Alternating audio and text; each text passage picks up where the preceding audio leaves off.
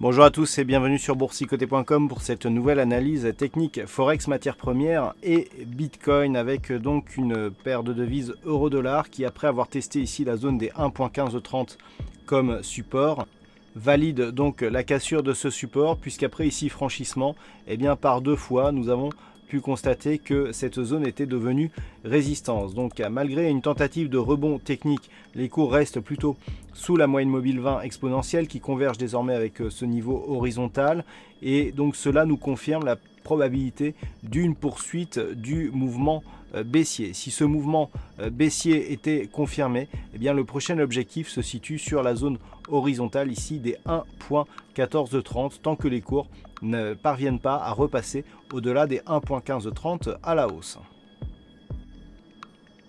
Sur l'or, les cours continuent à évoluer sur une dynamique plutôt haussière, toujours dans un range ici situé entre 1180 et 1211 dollars l'once.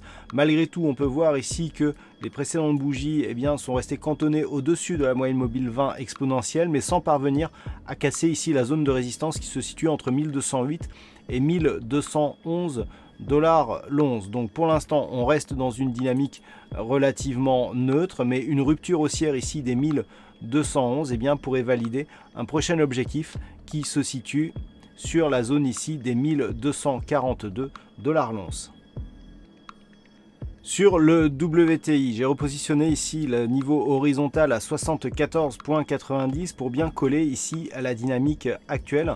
Et sur ce graphe, nous pouvons constater donc que les cours, après franchissement de ce niveau des 74,90, sont repassés en dessous et que ce niveau agit désormais ici comme résistance. Alors, cela montre que nous sommes sur un changement de dynamique très court terme, puisqu'après ici un contact avec la bande de Bollinger inférieure, les cours reviennent chercher ici la moyenne mobile 20 exponentielle en tant que résistance, un peu comme ici cet ancien support des 74,90. Toutefois, en élargissant un petit peu ce graphe, nous pouvons constater que la zone de support ici oblique dessinée pour guider la tendance n'a pas été cassée, puisque malgré ici une attaque assez forte, on est venu chercher ici ce niveau de support. Donc pour valider la mise en place d'un mouvement de consolidation, il faudrait casser ici cette zone de support oblique, et donc la zone des 74 dollars le baril, auquel cas nous pourrions avoir un objectif intermédiaire qui se situerait sur un niveau proche des 72,80 dollars le baril.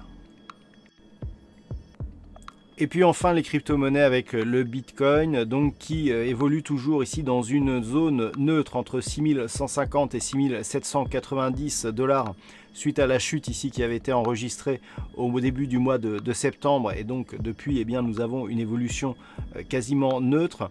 Hier je vous indiquais ici que la zone des 6370 points agissait comme une zone de milieu de range pour cette zone d'évolution.